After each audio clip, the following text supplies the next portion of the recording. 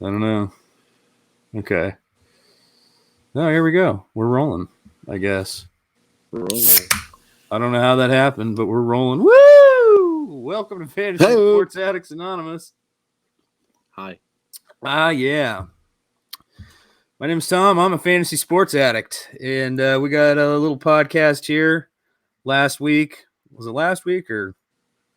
I think it was last week. What day is this, man? Last week we did a podcast about the first 7 picks, the first 7 rounds of the Dynasty OneStop Dynasty Draft, first year draft. Woo! Did somebody say draft? Woo! We got a draft on our hands. Draft skis.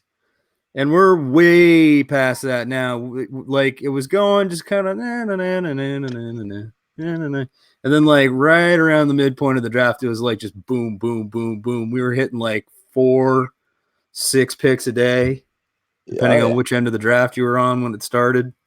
So we was flying around for a minute there. So now we're like pick 39, should be close to 40 here. Yeah, we got 11 rounds left. Yeah, it's 10 and a half, I guess, now that Mark has picked, I believe. So we're past 600 for those of you listening at home. That's a lot of players. 16 team dynasty, yeah. I should introduce my co-host. I forgot to do that. Cubby Noel. James, how you doing tonight? Hi. Doing well, man. Doing well. Good to have you. Thank you for joining me. And of course, Andrew from Fantasy Aid. Good to have you, buddy. Hey. So yeah, this is pretty great. We got whoa, there we go. I'm back. We got a couple of the guys from the draft. And we're gonna go through what we've done so far. Hey, it's all 3 of us, yeah. Okay. These are the draft results. You're gonna see roughly the first 40 picks.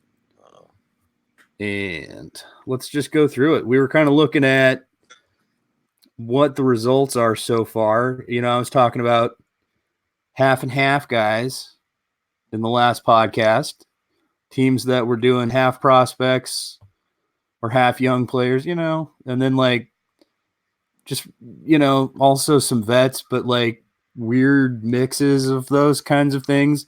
And we talked about how there's no real wrong way to draft a first year dynasty, right? But I like to have a plan going in. I like to like not deviate from the plan. And if you have to, you have to. Sometimes you got to like, oh shit. I mean, I didn't feel like it was that kind of draft though. You know what I mean? I didn't have to put my dick in the mashed potatoes. I need to get that reference. But yeah, so, and I think a lot of people that were doing the win now strategy stuck with that. We decided there were about 8 or 9 teams that you could safely call win now, where you had like the proper mix of like either all veterans or, like a proper mix of youth and veterans, where it was like you had a quality major league player at every roster position and some decent pitching, essentially. But we noticed a trend. The first thing I'll point out is it took until, for most win now teams, Prospects Boulevard, he's a win now team. He was the outlier in this.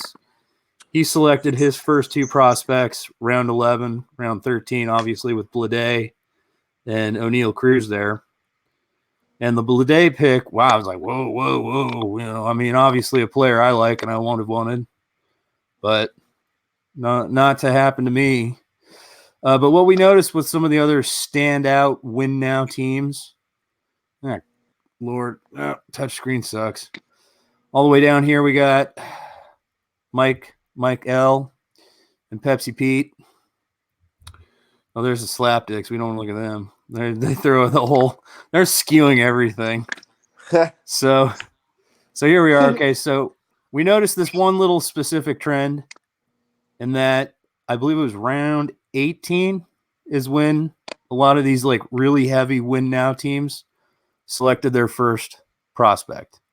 So we got the Riley Green there for Mike L, and for our purposes here, I'm going to call Studio. I'm going to call Yoshi Tomo Sutsugo. We'll call him Yoshi for short from now on. Yeah. For all intents and purposes, that was like the first prospect selection. Andrew, was that where you took your first prospect or no? I took mine in round 16. Okay, so only a few picks before. I didn't take my first prospect until round 19 with Dalton Varsho, but again, that was kind of right in that range is where it was like, okay, I've got enough major league players. I've got enough positional depth with like vets, or whatever. And that was one sort of specific thing we noted. I took mine in round 2. Yeah. I was like, we could win this thing with young players. Fuck it, Wander Franco. It was like your drunk friend just grabbed the wheel and was like, nope, riding the tricycle. Whee. The slapdick prospects have not deviated from their plan one iota. Now, I see a few major leaguers here. I mean, they got a guy that was pretty old, and I think Scott Kingery's 25. I mean, ancient. 25. Go pre-draft. I told Phil, I said, 25 years old is the cutoff. I mean, that's a good cutoff, but so smoke me. Then we got Kingery, Fraley, maybe Sam Hilliard, and one other air quotes old guy, but they're all like 25 or under. Yeah, the Fraley was a snipe. Well, I mean, again, we're so far apart in the draft, I wouldn't exactly call it a snipe, but a little pink. You see one of your little tin soldiers knocked over from the kid with the BB gun. You know what I do want to point out, like we're talking trends here and when people started this or that. Okay. I'm looking at the draft here and I'm kind of proud of this trend as a league. Typically when you start a dynasty team, like the standard operating procedure is build with bats. Well, I think if you look at the first 100 picks, 26 pitchers were chosen. So mathematical math tells me 74% of the first 100 picks were hitters. Now, I know typically more hitters are taken than pitchers, but that is more skewed than I thought it'd be. With pitching being such high demand, I thought maybe it'd be upwards of like 60-40 hitters. Yeah. Pitchers. But instead it was 75-25. So generally, if you're just kind of looking at that trend, it seems most people said, I'm going to build my dynasty team, whether it's win now or tank. I'm going to build it with bats, which is, as most people know, is probably the less risky dynasty commodity. So, well, you can always trade a bat. Like if your pitcher breaks down, it's a tougher sell. Like he's still young, Tommy John. Like you could wait a year. Like it's a tougher sell to go to somebody. Whereas if you got like a guy that's got like, a broken thumb or something like that, or just like a hitter you can sell more easily in the trade. Generally speaking, people are more likely to wait. Of course, piggybacking off that, with our tank team, we absolutely went that route. I think before the last few picks in this draft, which is the late 30s now in round number. Okay. We were at at one point I think we had 27 hitters and 7 pitchers. That was you guys? Yeah. And that was the plan going in, as like most insta tank teams, so slapdicks here. Yeah, build it with bats. Now the last few picks we've caught up. I think we're more like 28 hitters, 28 bats, 11 arms now. But that that was the plan with the insta tank. Kind of the insta tank playbook. Your first, I was gonna say, 25 and younger players, and about 70% hitters. But that's. I mean, honestly, like if you're not doing that, if you're doing a tricycle team and you're like, I'm gonna get a bunch of pitching prospects, don't do that. Yeah, don't get a bunch, folks. Because again, when you're talking about top prospects, I mean, only so many of them are actually like really fantasy noteworthy. You know what I mean? There's not like And granted, I mean, you did get a lot of them with your strategy here, taking them when no one else was, and taking all the good ones for yourself. Wasn't sharing, baby. Not sharing the prospects. Come on, you've got a share. That's plenty for everyone. Yeah, really, what you did though, I mean, what I'm seeing here, you waited because, like, say maybe 3/4 of your bats are like really relevant. That's still 25% that's trash.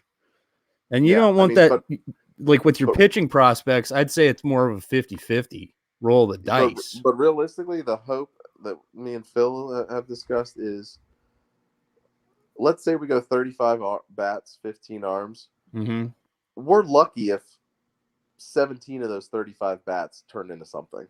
Yeah. You know what I mean? That'd be very lucky. I mean, and the other half of the at-bats, we'd probably do the obvious, and before they lose value, trade shuffle them off. Yeah. Shuffle them off for that next thing, or like a more known piece, known commodity. But anyways, I don't want to make this about our team, but it piggybacked off what I saw. The first 100 picks, it was about 75% hitters taken. So I think a lot of people were going with that classic dynasty foundation of hitters. Yeah, I mean, obviously smart to do no matter what. Essential to do if you're doing the full tricycle. Yeah. Now let's look here. The other full tricycle, there was one other team that was just all prospects, and that's your buddy Bauer here. Where's he at? Go scroll way up. And he's clearly on his game. He's been on auto pick, I think, nearly every pick. Yeah, and he's like, "Is that bad? Or you guys? That doesn't bother you guys?" Dude, like, you're not. He's his plan's clear as day. His auto picks aren't some like that's stupid. That it all fits. So I'm like, no, you're good, dude. Yeah, I mean, if anything, it's well appreciated. I mean, he's still getting. And of course, he's had some players. He's taken some players we would have liked, but yeah, he's assembled a nice little tricycle team. Okay. Are there any other like true tricycle? I mean, I guess Evan is at this point. Evan. No, I mean Evan. I think Nate's really close to that. He's close, but he's he's like right in that middle, like the pink middle spot of the steak. Because he, Nate sorted the average age of every team. Okay. And Nate's was like second or third youngest. Okay. That sounds more tricycle than not. Yeah. So he really has. I mean, but most of them are fairly close. And of course, that's what Phil and I tried to do too. Like we're not grabbing 2023 ETAs here. Right. Yeah. So you went Adele, Kellenic, Senzel, Gore. I'm still surprised he took Gore where he did. I mean, where'd he take him? That was what, 7th round? Round 7, pick 100. Yeah. I mean, that's not insanity. That's not He's definitely a top 100 dynasty asset. I would think. Yeah, you would think. I mean, just considering how much he reiterates, he always does the clap emphasis when we're in our, text message thing. TNST-AAP. There is no. Yeah, there's no such thing as no such thing as a pitching prospect. So for as much as he preaches that, to take him in the top 100 was surprising. Yeah. Yeah, I mean, I was it's fine. Again, do what you got to do. I mean, if you're going to take someone that in the top 100, you take a top guy. You take Gore, or someone like that. Yeah, you're not going to get like, let's just take a lesser pitching prospect. I don't know. I guess who's a step down in the next lowest tier. Again, like I said, Phil wanted us to jump a little earlier on some arms. I'm like, no, we got to stick with the plan, stay patient, and then while you're researching arms, you realize, on paper at least, a lot of them are so similar when you're looking at like K rate, walk rate, ages, injury risk. But again, that's just like a computer scout. I'm not like some of these real prospectors that go watch these guys live. Right. So it makes it tougher. So from my vantage point, Phil's vantage point, the arms on paper look a lot like 6 in one hand, it doesn't in the other. So why are we jumping up to get them? Yeah. You know what I mean? No, that Like, absolutely makes sense to me because again, like it's like okay, K per 9, pretty standard. Like for that league, international league or Pacific Coast League, right? Or whatever double A league it is. You're like, okay, those numbers look about average, or about standard. Nothing's flying off the pages. Like you're gonna wait and get the top arm because there's still gonna be plenty of top arms. I mean, or not arms, yeah, but bats. I mean, yeah. yeah, like Then I told him, I was like, go look at the arms that we have now, and we waited on like some ton of upside there, and we didn't. well, Pearson was your Have first one, obviously, and that was a big one. Yeah, that was around pick 150 or something because he really wanted to make sure he got. I was like, well, we are co-managing. I'll get your guys too. So, Yeah.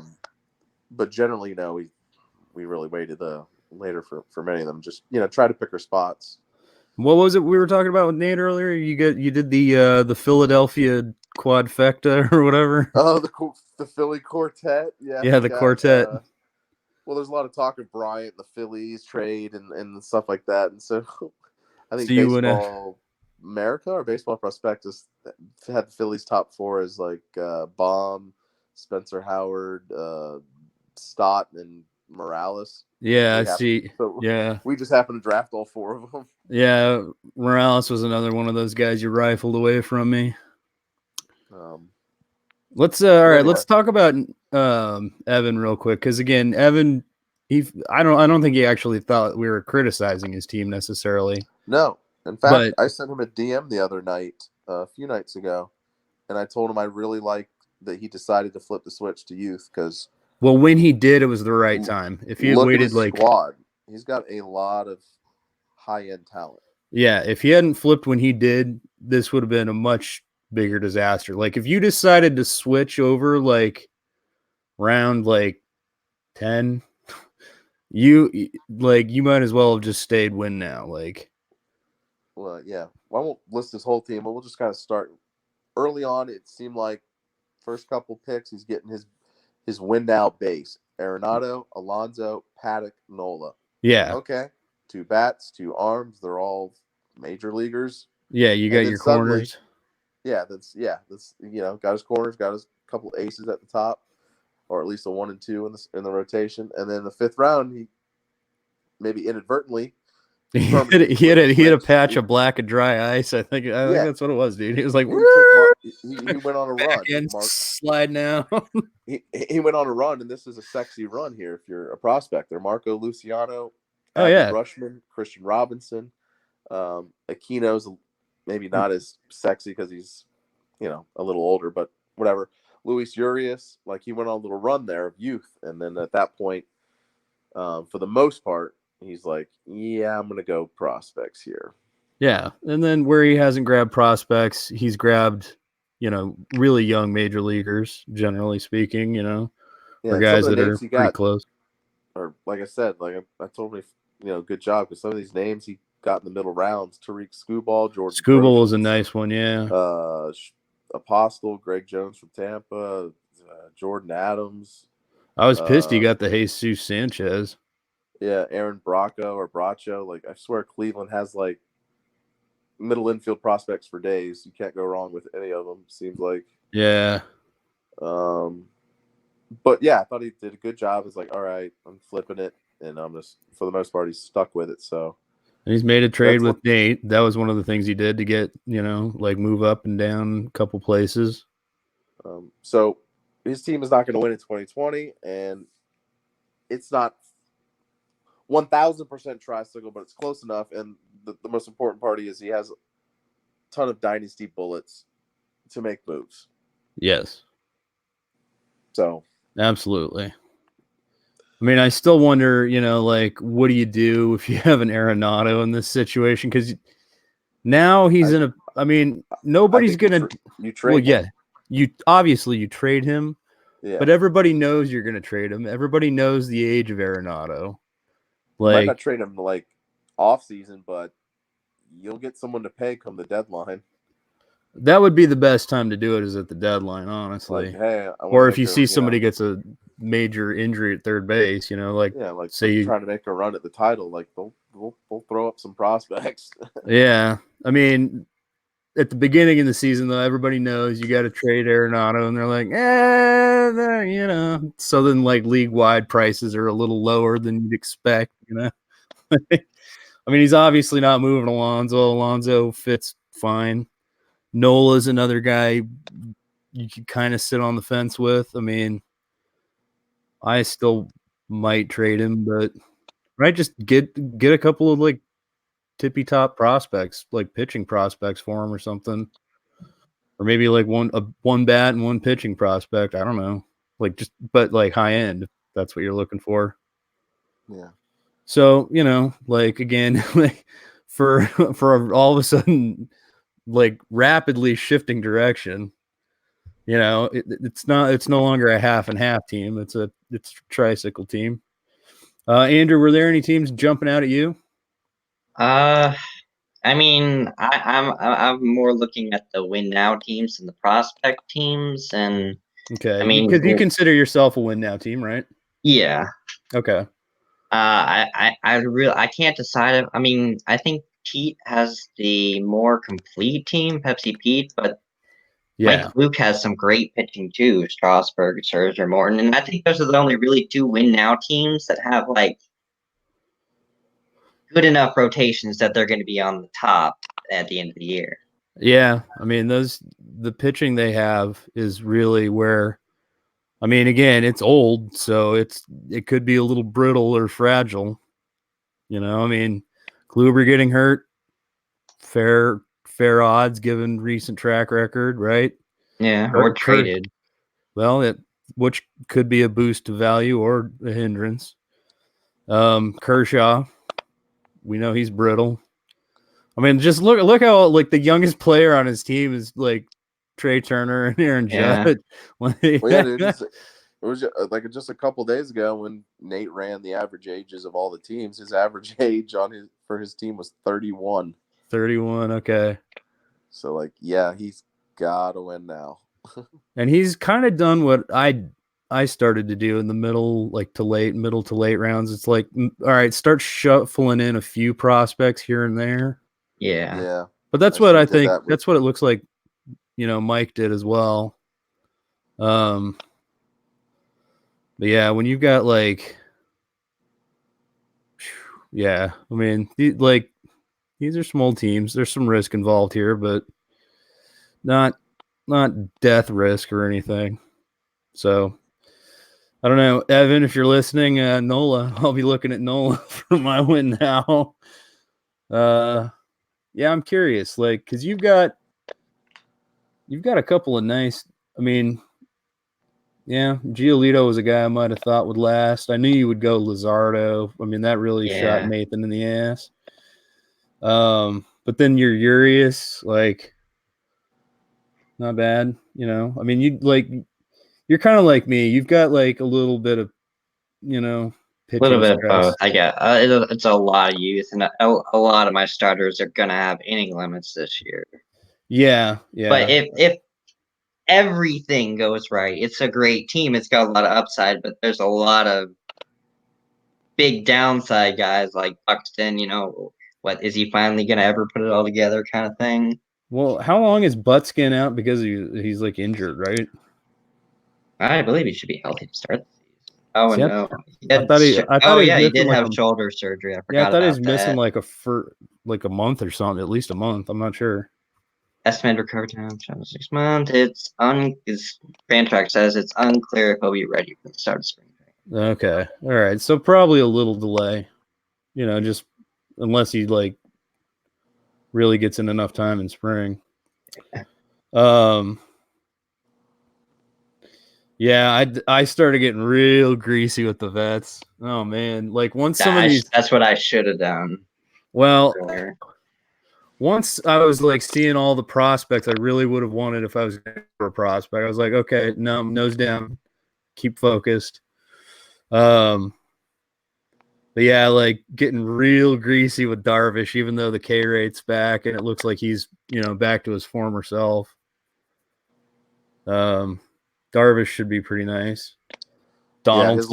Yeah, his last 20 starts of 2019, he was like a top 3 or 4 pitcher. That's not even hyperbole. He was No. absolutely filthy. Well, and then I think it was like his last 5 starts. It was just like an emphatic like fuck you, Darvish is back. Like I think his last 3 games were all double-digit strikeouts, like 13, 15 strikeouts. Like yeah, he was insane. Now, I'm not going to expect that for the entirety of 2020, but I think it's safe to assume you're going to see a guy with an ERA, maybe around 3.5 or in that range. Okay, yeah, and I over 200 strikeouts, and yeah, I'd expect, as long as he stays healthy, I expect another good year. I can live with that. I mean, 3.5. Well, I mean, league average is about 4.6, so yeah, 3.5's more than good. I mean, all right, league yeah, average ERA is just skyrocketing every year. Yeah, I guess the youngest guy I got within this range is Austin Hayes, like within this 5, 6, 7 pick range of Darvish to Pollock. Yeah, between Pollock and Grisham, it's like, ooh, greasy slide. Like Grandal, Donaldson, Bumgarner. Wait, what pick did you get Donaldson at? Donaldson, that was, I want to say, around 10.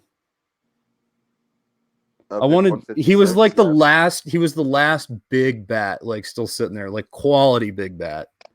Yeah, I think that's good value for a win now team. Well, because Nelson Cruz was already off the board. There were a lot of players already off the board that I would have wanted otherwise. So I was like, all right, I'll get a corner infield piece here. Yeah. Your round 25 pick might get a little boost, when he gets traded to the Cardinals. Better environment.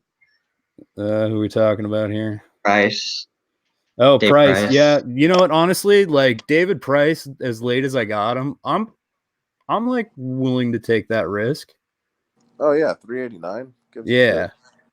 I mean, I still grabbed a little bit of youth in between there. I grabbed Honey Pot. He's probably going to pitch at some point this year. Dunn. I'm not really sure what I think about Dunn. Again, it's like we were talking about with like the league average, like, well, okay, about a K per 9. And, we saw it in his little sip of coffee. Edwin Encarnacion, another greasy, like, the greasy spoon. I figure why not late power takes, but I really didn't, oldish, old rookie. Then later on, like, I guess we can talk about this too as we get further down. The trend, it seemed like, became get guys that are protected on the 40-man roster. Yeah. I mean, did you notice that, James? Were you doing that? Yeah. Okay, so yeah, Andrew and I both started doing that, and I don't know who else was doing it. I know, like, between the 3 of us, there was a lot of that back and forth sniping going on, where it was like, oh, I was expecting him, but we were obviously all on the same wavelength of, let's just double check who's been protected on that 40-man roster. I literally spent one night going through every single team and every edition and like, okay, do I want to add him to my queue? And then I added like almost every 40-man roster kind of queue. Yeah. Well, yeah, you go take a look at their stats on Baseball Reference or whatever, and you're like, okay, all right. Or like MILB.com. Yeah. Try to get in, whatever Fangraphs has on them, or anything basically, and you're like, okay, all right. Yeah, really, it's kind of funny to be all on that same wavelength. And I guess for anybody who's like, huh, what the hell are they talking about? 40-man roster? Why would you do the Rule 5 draft, which is happening Thursday? If you have players that are pretty close to the major leagues, when the 40-man roster is obviously the indicator that that franchise values that player as a major league ready asset. So it may not be great, but every so often you get those Rule 5 gems, and it's like, all right, because they got to keep them in the major leagues. So that Rule 5 draft on Thursday, I think we'll still be drafting. I would imagine within our last 3 or 4 picks, you could see a little bit of action going for, like some of those picks, like, oh, whoa, he got selected by, right? Like, because now he's in the major leagues. Yeah.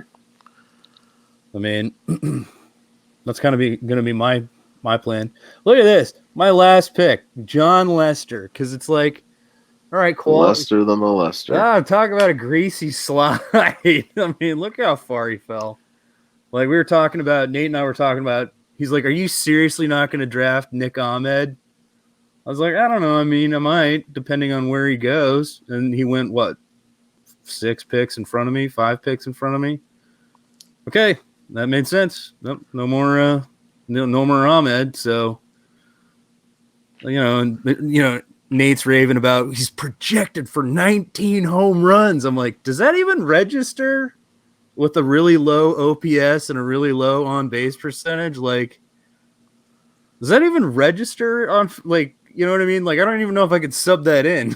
Like, maybe. I mean, those are good numbers in real life, right? Like, for a defensive-oriented shortstop. But yeah, I'm not going. Like, I guess you could say he is going into his contract year, so he might have a little more motivation.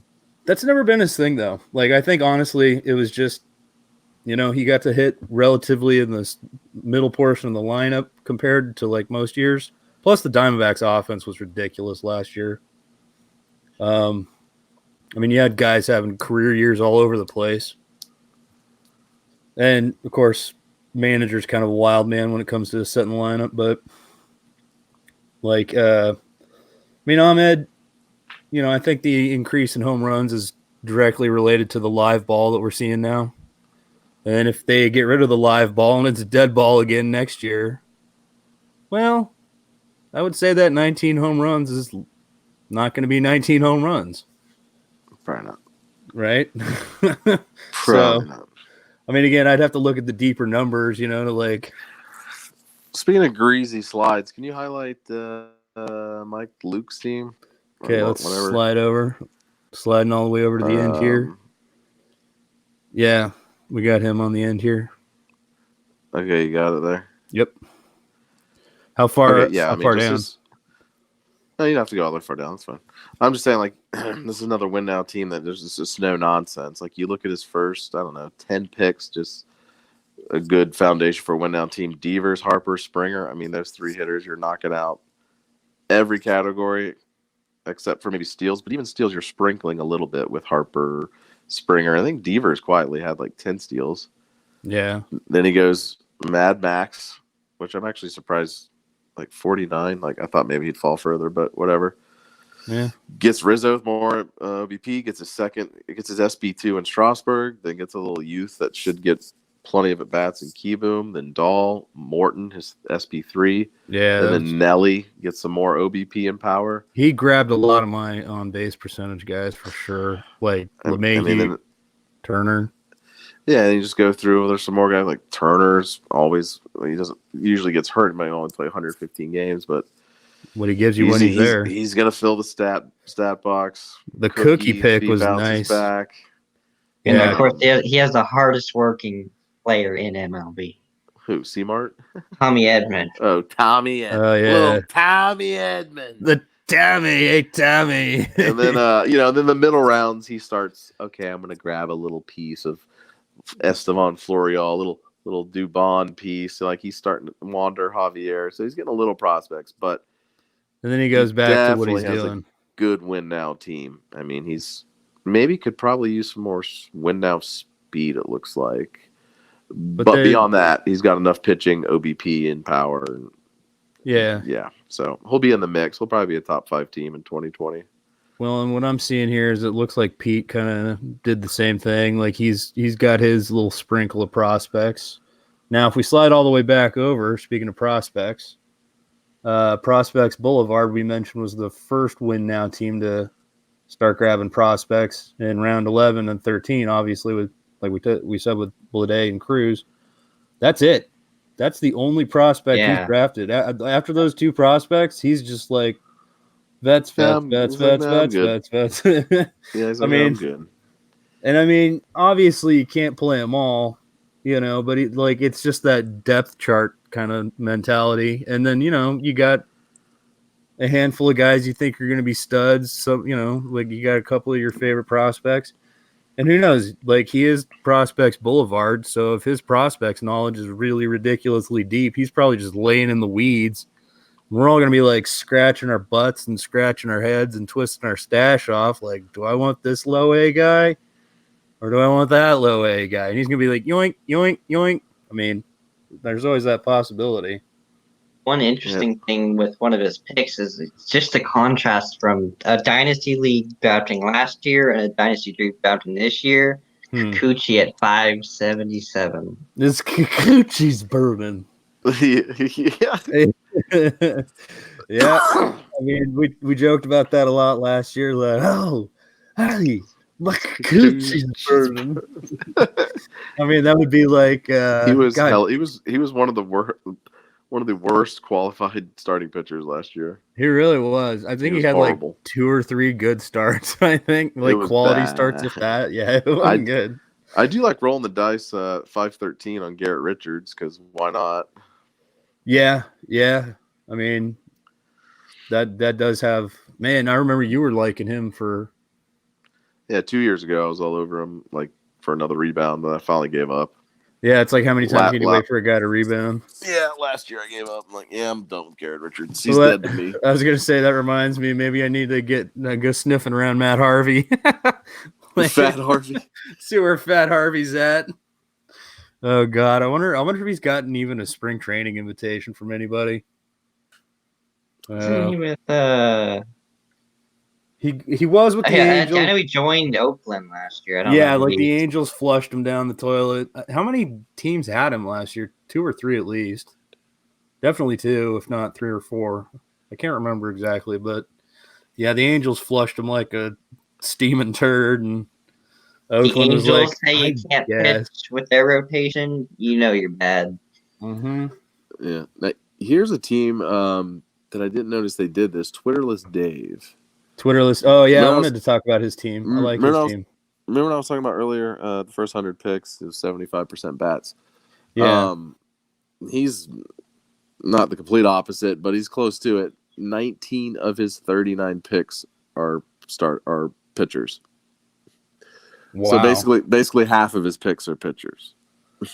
Okay, so the bulk of my pitching, well, obviously outside of my actual rotation, I did take more pitching prospects than hitting prospects, but again, at this point there's less bats available and I can sort of afford the roster space to see who pans out, if anyone pans out.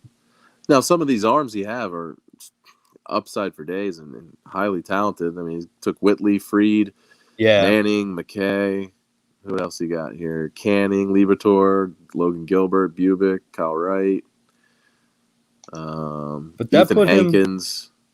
I mean, again, drafting that much pitching really put him at a disadvantage, I think. Yeah, in terms I was about to say. I thought so too, because go look at his lineup. I would assume it's fairly weak.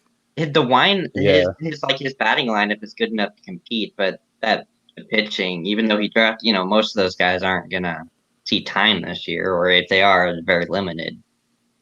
Yeah, I mean, he did grab some stuff later on here that I think has some interest, like Lyles in Texas. I like the names of a lot of these pitchers, but I don't know. That might be a precarious position when half your picks are pitchers. Yeah. I mean, I don't know, a lot of risk there, I think. Yeah, I mean, you could have. You didn't need Tanaka. You probably should have taken a bat, kind of thing. It's not going to work here. But I do like some of the names. I mean, hell, he started out with Trout, Bryant, and Jason Dominguez. It's a pretty fucking good start there. But I did not realize any of the teams were constructed of like 50% pitchers. That's crazy. Well, again, when we left off at the last podcast, we'd only talked about round 7. So at that point, it looked like he was okay. All right. Mostly offense, but then the Fried, Manning, McKay, that's when it started getting like, oh, wow, he's really going pitching here. But, there might be, as that starts to mature and pan out, might work out. Now, who else? There was somebody else I wanted to look at, but I couldn't figure out exactly who. Oh yeah. We'll go through Nate's team, like at the end here. Chuck, Bex, Altman, and then Chuck's Altman. Yeah. Roten. Yeah, a win now team. Yeah. Like I like a lot of what he's done. He's taken a few players I was pretty interested in.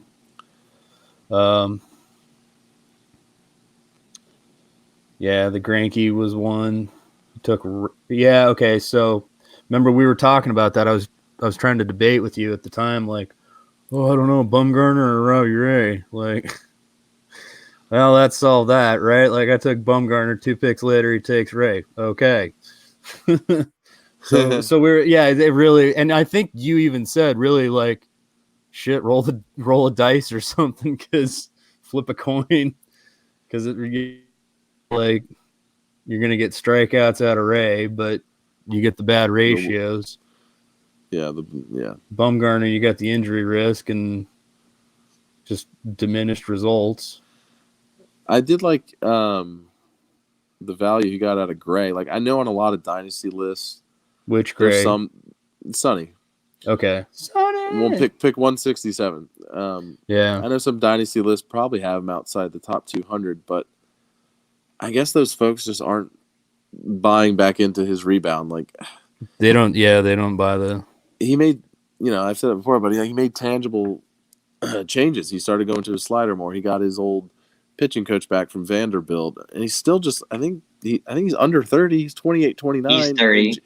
Yeah, he's right at 30. Okay, yeah. He's right in the middle of his prime as a pitcher. He just had a heck of a year, and like I said, it didn't seem fluky when you look at the advanced metrics. So I'm like, really, 167? I'd take that all day if I'm a win now team. So yeah, it's just a nice little. I mean, he's obviously not your SP1. If he's your SP1, you're like, it's no, his SP1 on this team is Thor. Syndergaard, yeah. So in that case, absolutely. Like if Sonny Gray's your like SP4 in a draft this deep, yeah, it looks like he's probably his third, but I get what you're saying. Yeah, all right. So third's fine. Thor, Greinke, Gray, his first 3 pitchers taken. Okay, and that's fine. And then Alcantara and the Frazier was an interesting pick. I mean, he's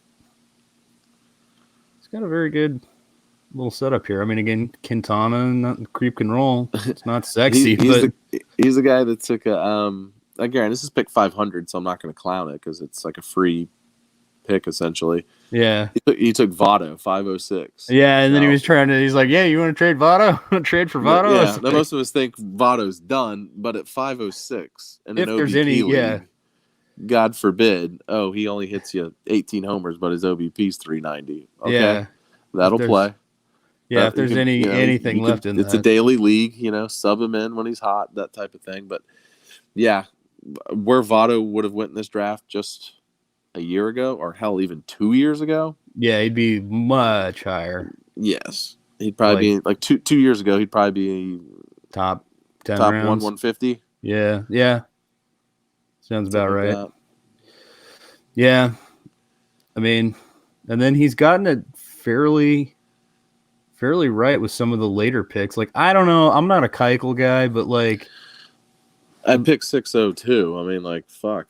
Yeah, if he goes to like a relatively decent team, like, like I think I heard Twins. I think I've heard San Francisco.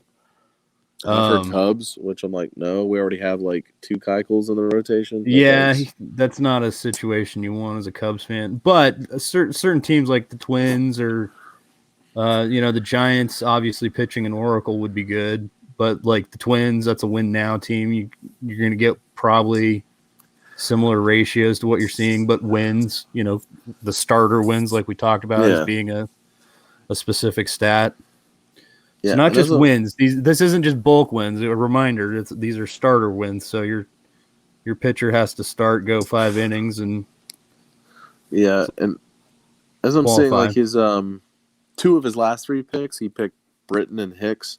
So pick 583 and 615, taking a couple relief pitchers, and I bring that up because I feel like the league as a whole has, given that it's a save hold format, has done a good job at, for the most part, staying disciplined. You know what I mean? Like Not going berserk for closers or something like or that. relievers generally. Like for the most part, people kind of just wait a little bit, pick their spots. Like, I mean, there's one point maybe around halfway through the draft, so around 25, I counted maybe, like 20 relievers were taken at the time.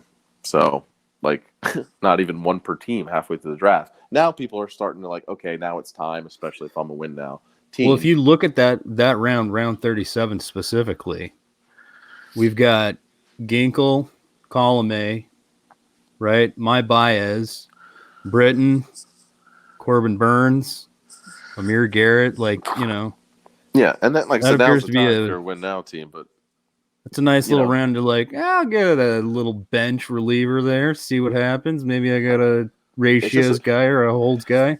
I don't know. To me, it's just another indication of the quality of managers we have in this league that they know, like, okay, it's safe hold. Why am I going to crack the RP can open, earlier than I have to?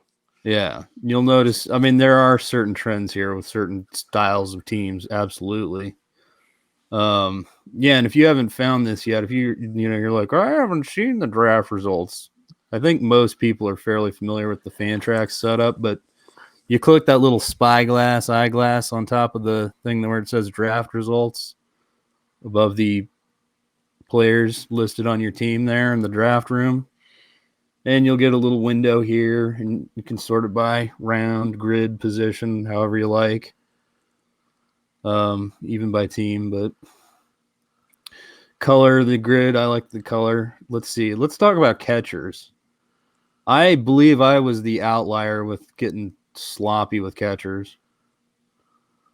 Yeah, no, I took a catcher in the same round you did, so you're not alone. Well, I took one, round 12. All right, so then I got one. Yeah, okay, and then I took one 6 picks later. That was okay. So I wasn't the only person with 2 catchers. You took him in back-to-back picks. Rounds 19. Varsho. Well, Varsho will probably be an outfielder. Yeah, I wouldn't count Varsho, but that's his listing for now, and so that's what it is. My other guy is Sam Huff, so that's my 3rd catcher. But when I look over here, when we were talking about trends and win now teams, right? We got Mark here, Marky Mark and the Funky Bunch. He had his 2 catchers, so I wasn't totally out of line. He's got a win now team. Luke Voigt was a good pick there where he got him. Snow, Snow. I don't know how I feel about Snow. Marky Mark, I mean, and again, now that he's gone to a little bit more of a queue, like he's kind of been a little bit better about setting a queue and going on auto. Like he's gotten a few prospects or like relief pitchers, so it's been like, okay, that's not bad. But yeah, he's definitely a win now setup. Slowly winning now.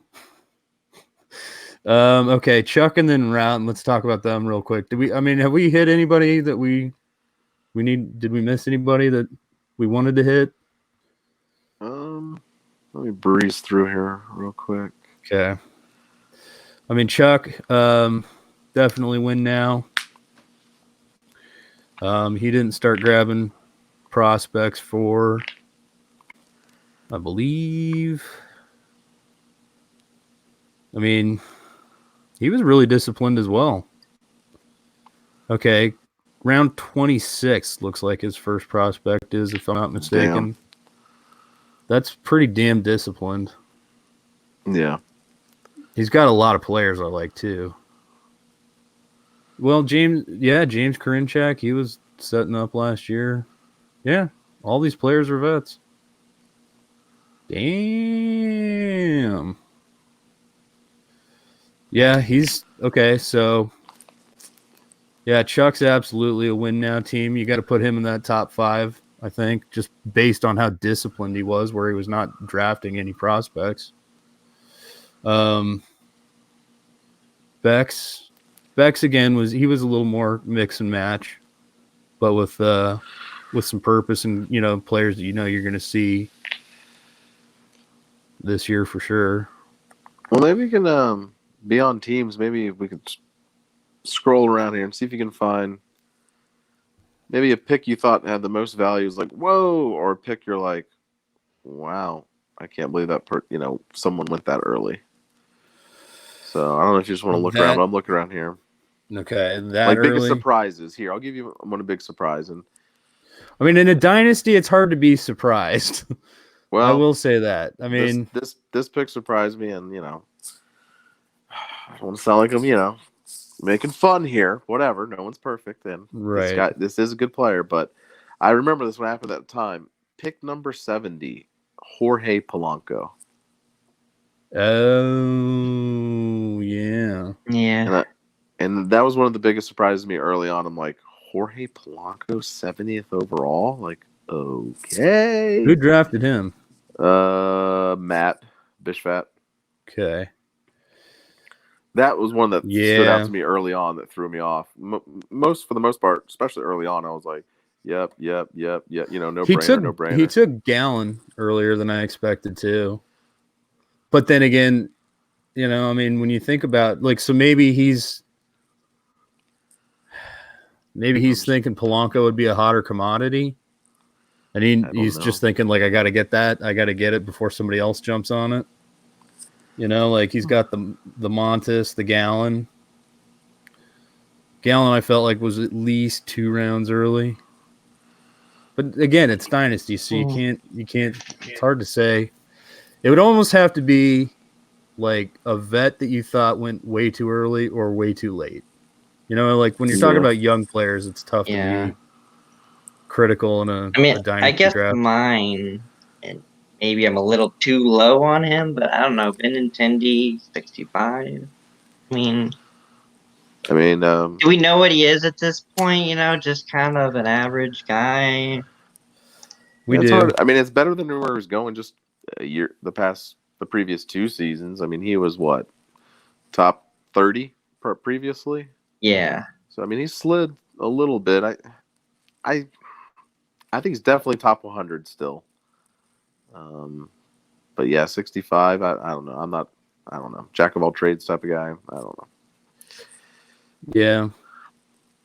Poking around here, so I can find some others that stood out. They don't have to be all negative either. I'm just trying to.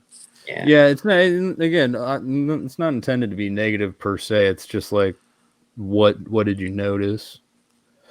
I liked Evan jumping up for Christian Robinson, 109th overall.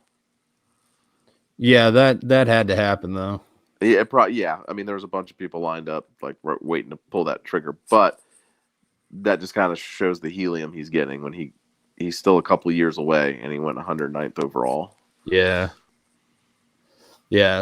I don't think he would have gone past. He wouldn't last so much longer. He wouldn't. No, and I don't remember the exact. So that was an odd round. So yeah, he wouldn't have slid back past. Would he have even slid past you guys? No. So he would have been gone immediately. Like where you took Kyle Tucker, you would have taken Christian Robinson instead. Correct.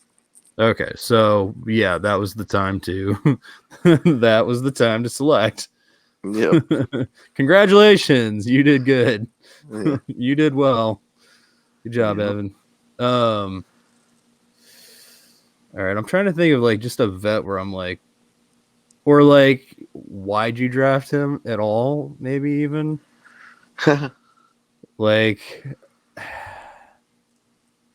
mean, I would apply that to myself in some regards with Edwin Encarnacion and what do you call it? Lester Molesta. But in a league this deep, a draft this deep, having some greasy vets, I guess doesn't hurt. Here's another one that stood out. It's not technically early, but when Pete took Cueto at 306, I'm like, you really think he wouldn't have kept falling? Oh yeah. Cueto was honestly, I have him about the same level as as Lester. Yeah. You know what I mean? Yeah. I'd rather have Lester than Cueto. I was like, wow, okay. I mean, I Hell, think, yeah. here's another one. This is, even though he's regressing a little bit in stuff, but still, Kenley Jansen I thought was great value at 434. Oh, yeah. Yeah. Like, I know it's save hold, but still, like, well, just 434. You know what you're getting. Yeah. You know you're getting a ton of saves. You know you're getting adequate strikeouts. You're getting relatively okay ratios. Okay, and here's another one, and this is not really a knock either, but this is a guy that we had earmarked for probably like our, I don't know, within the top 100, one of our like 5th, 6th round picks or something. Mm-hmm. But he went round 3, Julio Rodriguez. Oh, J-Ron, yeah. Yeah, Bauer took him, and he's a guy that we really wanted. But I'm like, holy fuck, this kid's like 18. Like, granted, he's starting to get helium too, and most consider him a top 10 prospect probably going into the spring. But would he? Well, 40, all right. So 44th overall. I think his gamble here was knowing probably you like the player. Oh yeah. And knowing he's not going to get him past you twice. I drafted him last year in fucking F&A. Yeah, like he knows he's not going to get him past you twice. Like, so where he has Raul Mondesi or Adalberto Mondesi here, yeah, like one of your Robert, like you probably still would have taken Robert where you did, but maybe pushed Lux down the queue for a Julio Rodriguez. Possibly. I have to remember where we're talking, but yeah, like they were all in the mix. Like we had J-Rod and K-Rob in like this, like 1A, 1B at one point in the draft. Yeah, and he certainly wasn't getting past Nate at that point if Nate's taking Adele's and Kellenics and stuff. So, no. But yeah, that shows how highly he thinks of Rodriguez, 44th overall. Well, and again, probably shows his knowledge of who he's. Oh yeah, I mean he's quality. Against Julio's. Well, yeah, knowing the player, well beyond his age. I was gonna say knowing the player, but also knowing, right, the room you're drafting in. The slapdick prospects are right behind you. Yeah, and then you got well, because he had. Excuse me. He had, he had tricycle teams, or what appeared at the time to be tricycle teams. Nate went young rather aggressively, but sort of corrected later. So I thought Nate was kind of doing more of a tricycle team, but he's kind of a mix and match there. I like Winker at 214, especially with the improved Reds offense. Compete in OBP league. Yeah, Winker was pretty nice. I still think Winker's got more to say. Like, I don't think we've seen all of what we can see from Stinky Winky. Who did I just see? Outfielder. And I will say I thought that was a little bit high. Not a guy I like. There's your boy, damn it. Oh, where'd he take him? Okay, yeah, Dave. Twitterless Dave? No, David. Oh, okay. Fiddlin' Ben. Fiddlin' Ben, yeah. Okay. Yeah, for those of you who don't know, Fiddlin' Ben's real name is actually David. Like, I love what he's doing up until he hits Conforto. Why? I love Conforto in OBP leagues. Really? I'm okay. Are you kidding me? Yeah, okay, dude. I guess. And then he gets McNeil in OBP leagues as well. Yeah, the McNeil didn't surprise me one bit. He loved his McNeil last year. And then I like Woodruff. I think Rosario's boring, but he gets it done. I like McMahon. Well, no, okay. That's fine. The one I'm just like, I don't know. I mean, dude, Conforto and OBP, yeah. All right, let me take Conforto's like the rich man's Schwarber. Okay. Yeah.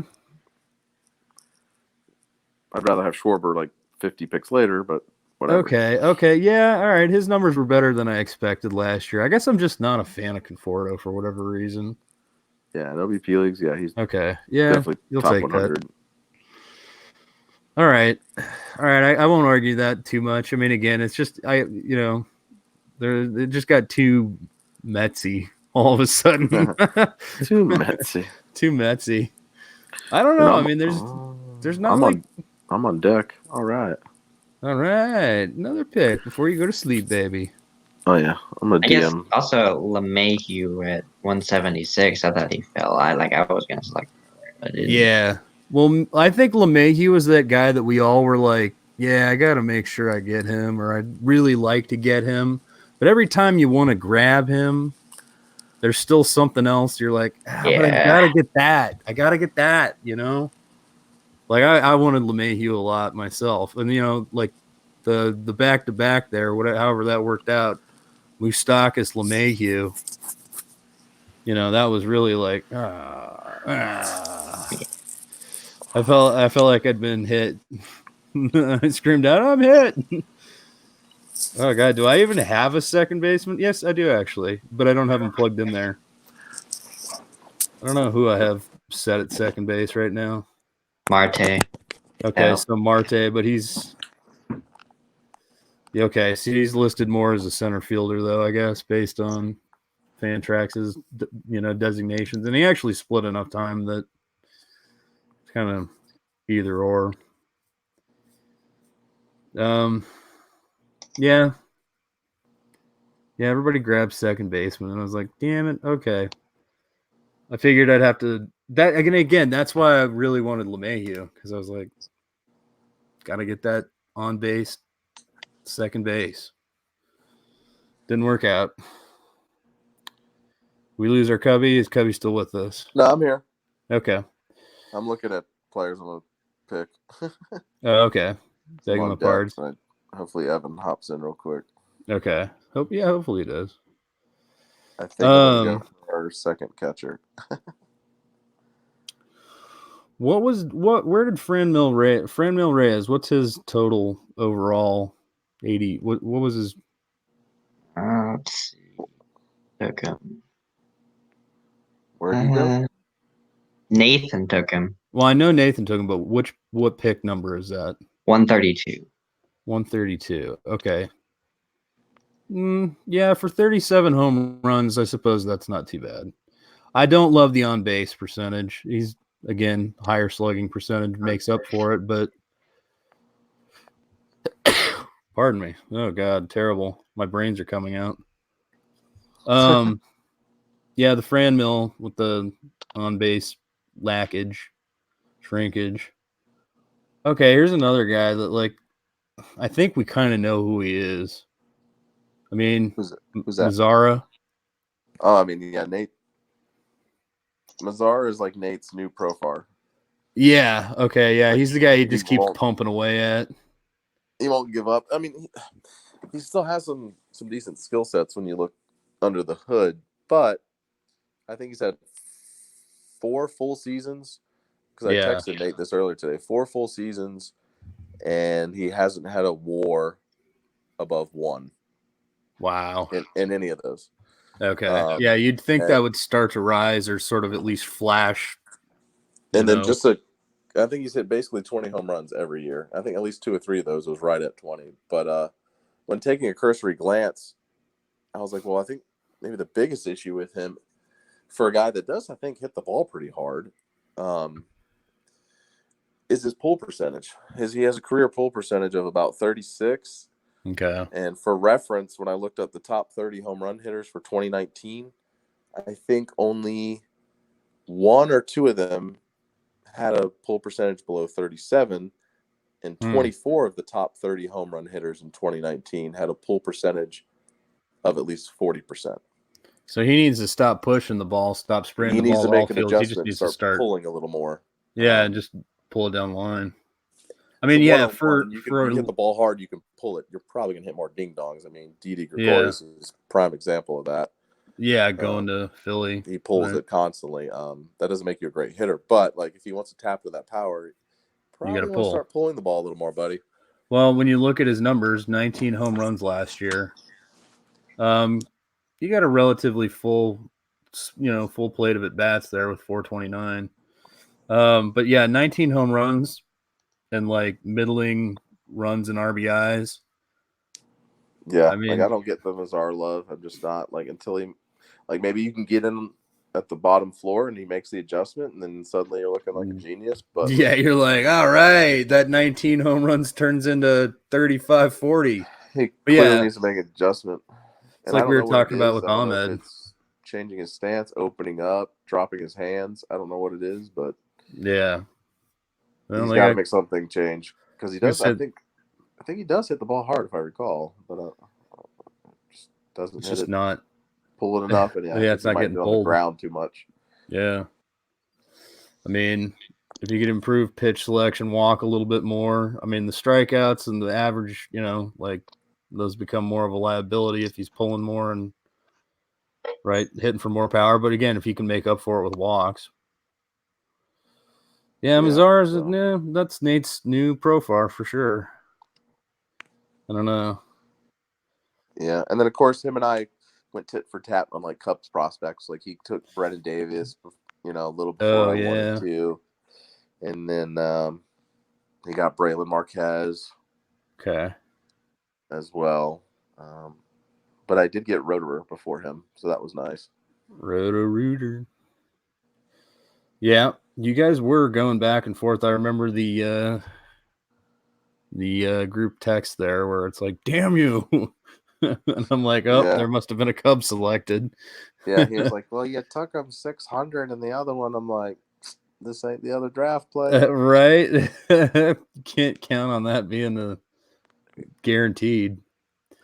Gotta jump up with Cubs sharks in the water. Yeah. Oh yeah. But anyways, I think we're running on about an hour here. You want to go ahead and close her up? Yeah, let's wrap her up. I'll close the window here. I mean, I think we covered pretty much everybody's team. If we didn't cover your team, don't take offense. We'll do a post draft next week or something. Yeah, we'll get into it and just kind of talk about like going forward, because I would assume after the draft is over, right? Like Nate's just going to leave the league open and you can make trades. And yeah, because I mean, the winter meetings have started or about to? Yeah, which means our leagues open up. The core 4, well, core 2 for you, but yeah, right. Yep. Yeah, that's a nice little overview of mostly what's going on. I was going to say, if your leagues are this deep, maybe pay attention, follow along, hopefully maybe there's some pointers, or just, again, don't take what we're doing like Nate Nate was failing to take into account. Don't treat every draft the same. Like just because we got away with drafting somebody somewhere, or like somebody got drafted earlier than you'd expect, or right. No two drafts are the same. They're like snowflakes, baby. Except they don't melt, hopefully.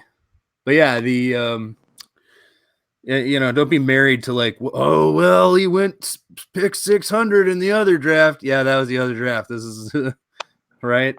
Like what you were just saying there, Cubby. So yeah, pay attention to that. Check it out. Keep that in mind. But hopefully, maybe this helps do a little homework for your own drafts.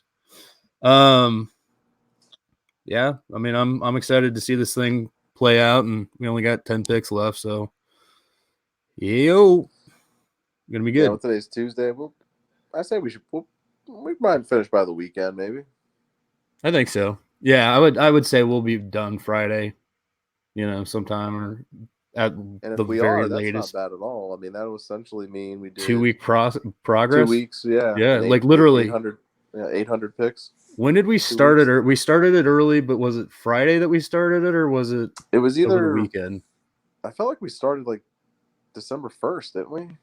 Yeah, like it was supposed to start. It was supposed to start on a Monday. Yeah, we started I think, that right? Sunday. Yeah, and then like we're like, well, why don't we just draft now?